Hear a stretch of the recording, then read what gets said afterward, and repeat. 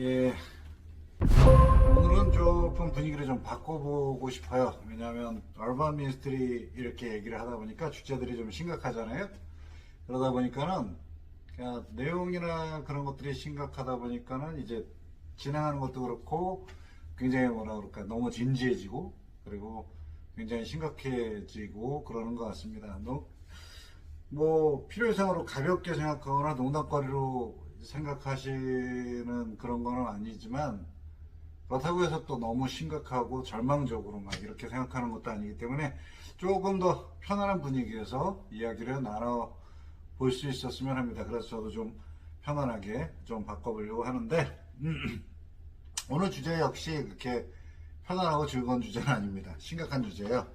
중독이라는 주제를 가지고 이제 처음 이야기를 시작을 하려고 하는데 여러분 중독하면 우리가 쉽게 생각할 때는 뭐가 있겠어요? 알코올 중독, 그렇죠? 알코올 중독을 생각하거나 아니면 드러그 애딕, 그래서 이제 마약 중독 이렇게 생각을 하는데 요새 들어와서는 이제 중독의 어떤 범위나 중독의 물질이나 그런 것들도 굉장히 많이 달라졌어요. 다양해지고 그리고 뭐 심지어는 나중에 다룰 기회가 있으면 다루겠습니다만 뭐 관계 중독 뭐 그런 거 성적인 중독도 있고 그 다음에 음란물 중독도 근데 사실 음란물 중독은 뭐 정신과적인 병이라는 걸로 그런 걸로 이렇게 정의되지는 않았어요. 정의되지는 않았는데 일단은 중독이라고 얘기를 하면 뭐랄까 한 가지 지금 사실 미국에서 이쪽 현장에서는 알코올릭이나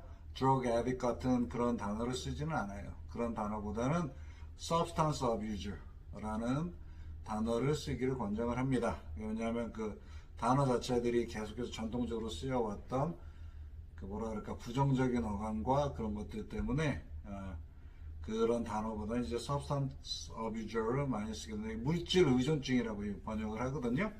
자 그런데 사실상 우리가 중독하게 되면 뭐라 그럴까요?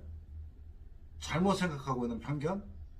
지난번에 말씀드렸던 뭐 가난한 사람들은 게으르다, 게을러서 가난한 거다 이런 편견처럼 중독에 관해서도 편견이 있어요. 무슨 편견이 있느냐?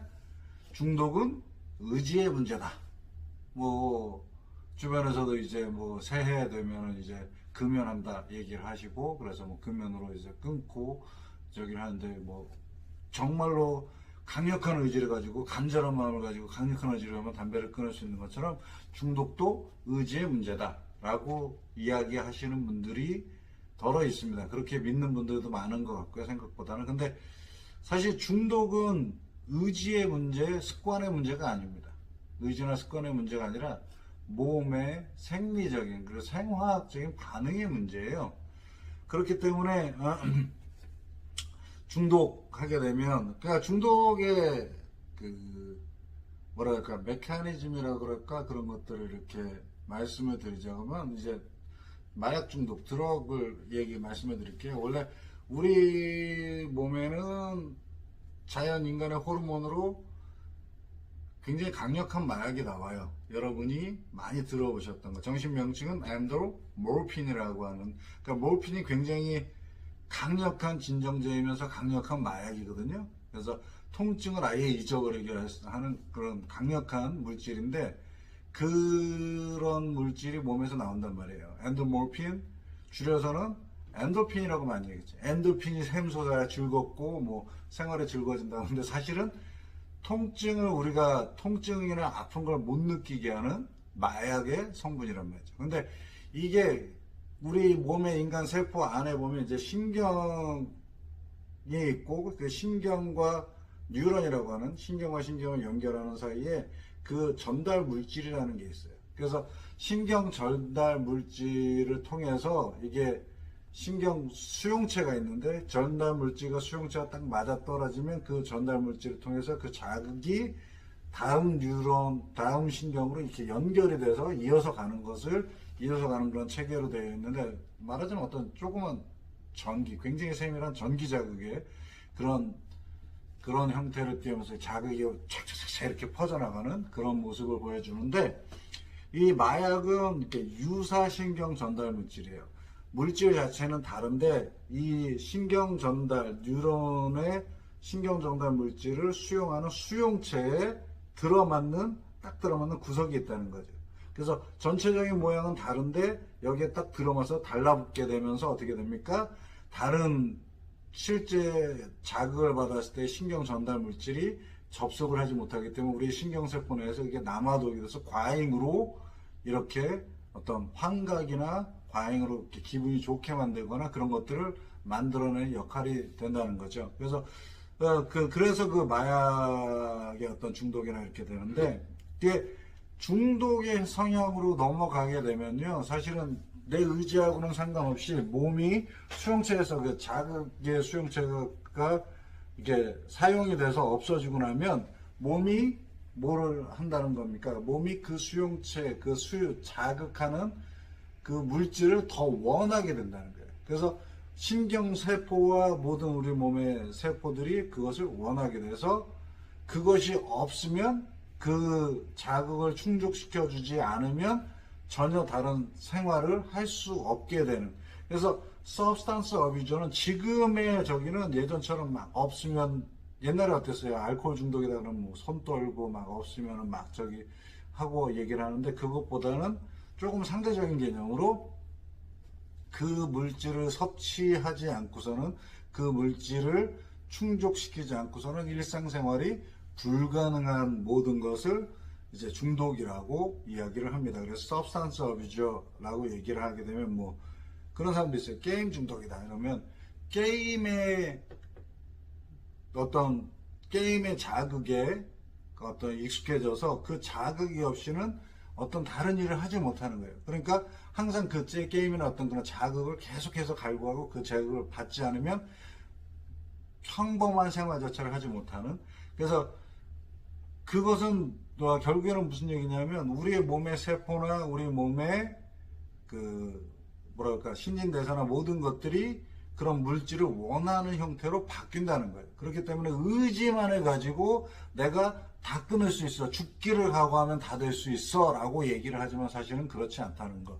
그리고 끊었다, 중독에서 회복됐다 라고 할 수 있는 것이 없습니다. 중독은 완치가 없습니다. 그러니까 완치가 없다는 얘기는 뭐냐면요, 저 그런 케이스들도 많이 봤어요. 어떤 분들, 이렇게 제가 미국 와서 자원봉사나 이런 것들을 활동한 시작 처음이 이제 청소년 관련인데, 그 중에서 비행 청소년 중에 이제 마약이나 알코올이나 그런 관련된 범죄로 인해서 수용시설에서, 범죄자 수용시설은 아닌데 이제 재판에서 이제 이곳에서 너는 마약 치료를 받아라, 아니면은 알코올 중독 치료를 받아라, 이렇게 하는 청소년들이 있어요. 그래서 그 사람들, 그 청소년들을 레지던셜이라고 하는데 같이 생활하게 하면서 거기서 이제 치료를 해나가는 그런 프로그램에서 자원봉사를 했기 때문에 알게 되는데, 어떤 케이스가 있냐면 한 15년 정도 알코올 중독, 심각한 알코올 중독이었다가 15년 동안 알코올을 먹지는 않았어요. 알코올을 마시지 않고 술을 마시지 않고 착실하게 조금씩 잘 생활을 하다가 어느 날 갑자기 굉장히 강한 충동, 몸이 어떤 그런 충동 자극을 일으켜서 한 잔을 마셨습니다. 한 잔을 마셔서 어떻게 됐느냐, 바로 알코올 중독의 상태로 다시 돌아간 그런 케이스도 봤고, 또 어떤 케이스는 자기가 그런 충동이 굉장히 느껴지니까 그 정신과 처방에서 이제 충동 억제제가 있거든요. 근데 이 충동 억제제, 이 약이 굉장히 부작용이 심합니다. 말이 어눌해지고 팔다리나 사지나 이런 것들이 이렇게 움직임이 자유롭지 않고 다리를 질질 끈다든가 이런 경우가 생겨요. 그럼에도 불구하고 자기가 그런 충동을 느끼니까 그 충동을 자기가 의지로서 할 수 없다, 컨트롤할 수 없다는 것을 아는 사람이니까 어떻게 되냐면 그 약을 먹더라고요. 몸이 힘들고 계속 잠이 오는 경우도 있고, 그 다음에 말도 제대로 못하고 계속해서 다리 끌고 가면서 그런 상태로 그런 부작용이 있음을 알면서도 그래도 술 한 잔을 통해, 한 잔 마시는 것을 통해서 자기가 다시 중독자의 생활로, 중독자의 몸 상태로 돌아간다는 걸 알고 있으니까 그 약을 먹더라는 거죠. 그만큼 중독은 사실상 의지로서만 해결될 수 있는 문제는 아닙니다. 그래서 이 중독을 해결하기 위해서는 물론 중독 아까 말씀드린 뭐 정신과적인 치료약도 있지만 뭐 약간 논쟁적인 시각이 좀 있어요. 그렇지만은 12스텝이라는 게 있어요. 그래서 12스텝이라는 게 있는데 그건 다음 시간에 조금 더 자세하게 그것이 어떻게 만들어졌고 또 어떤 효과를 보고 또 어떤 논쟁이 있는지는 다음 시간에 한번 보겠습니다. 그래서 12스텝이라는 것을 통한 이제 여러분 많이 들어봤을 거예요. 알코올 아노니머스 AA 미팅이라는데 많이 보셨을 거예요. 아마 둥그렇게 앉아갖고 Hello everybody, my name is 뭐 J Kim, I'm alcoholic 이러면은 뭐예요? 나는 J Kim이라고 하는 사람인데 나는 알코올 중독자야. 이렇게 얘기하고 자기 얘기를 시작하면서 그렇게 얘기하면 주변에 이렇게 같이 모여있는 사람들이 Hello J, Hello Mr. Kim 이러면서 인사를 하고 이제 자기 얘기들을 이렇게 하는 알코올 아노니머스라고 하는 AA 미팅이거든요. 그래서 그 미팅을 통해서 서로 지원해주는 어떤 끈끈한 서포팅하는 그런 인간관계, 사회적 관계를 형성해 줍니다. 그래서 약을 통하고 사회적 관계를 통하고 그 다음에 개인적인 스폰서라고 그러는데 스폰서와 아니면 우리가 쉽게 생각하면 스폰서라고 그 사람들이 부르지만 실은 뭐 멘토 아니면 멘티 관계처럼 조금 더 오랜 기간 알코올 중독에서 벗어난 사람들이 그렇지 않은 막 이제 알코올 중독 치료에 들어온 사람들을 이렇게 충고해주고 권면해주면서 그 사람들 이끌어주는 그런 여러 가지 형태가 있어요. 그래서 여러 가지의 방법과 방식을 한꺼번에 다 사용합니다. 모든 것을 다 총동원해서 만들어 놓고 그리고 이 지원과 이 서포트와 이 관계들이 형성된 관계들이 끊어져서는 안 돼요. 이게 끊어지면 개인적인 어떤 문제들이 다시 생길 수 있기 때문에 계속해서 끝장 가게 되는데 제가 이제 이 중독기관에서 자원봉사를 했잖아요. 청소년들도 있어요. 청소년들도 벌써 뭐 심각한 중독의 현상, 전조의 현상을 보여주는 그런 청소년들도 있고 그래서 그 전체가 이제 중독, 알코올이나 마약 주로 알코올이나 마약 중독을 치료하는 기관인데 그 중에 티네이저 사이드라고 해서 티네이저들이 머물면서 관리받고 치료받는 그런 파트가 있거든요. 제가 자원봉사한 곳은 그곳인데 그런 데서 자원봉사하면서 이렇게 사람들을 보면서 사람도 되게 착하거든요. 순진하고. 근데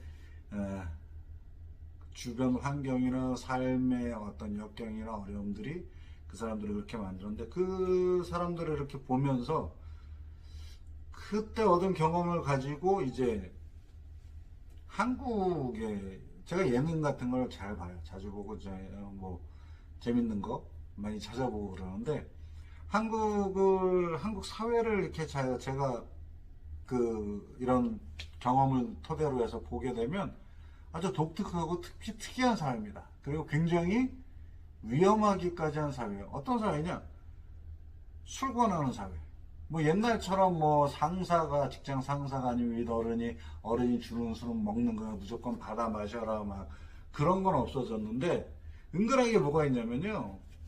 모든 TV, 드라마나 예능이나 모든 TV에서 술 먹는 장면이 꼭 나옵니다. 담배 피우는 장면은 사라졌어요. 근데 술 먹는 장면은 왜 이렇게 관대한지 모르겠어요. 술 먹는 장면이 꼭 나옵니다. 그리고 예능 같은 거 보면 꼭 물어보는 게 뭐냐면 술을 얼마나 먹느냐.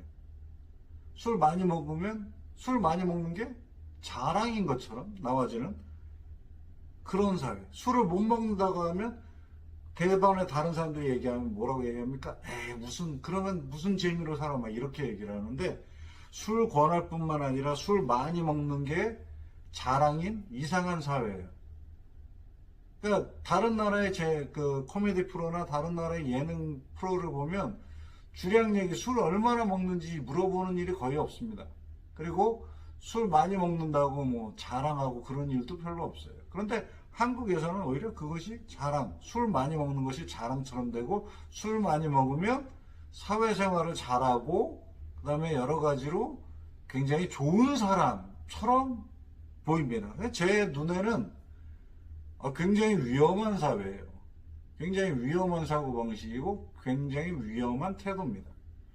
그래서 사회 전체가 어찌 보면 거의 뭐 알코올 중독에 거의 들어가 있는, 여러분 기준으로 보실 때요, 술 드시다가 필름이 끊긴 적이 한 번이라도 있으면요 알코올 중독 초기라고 봅니다.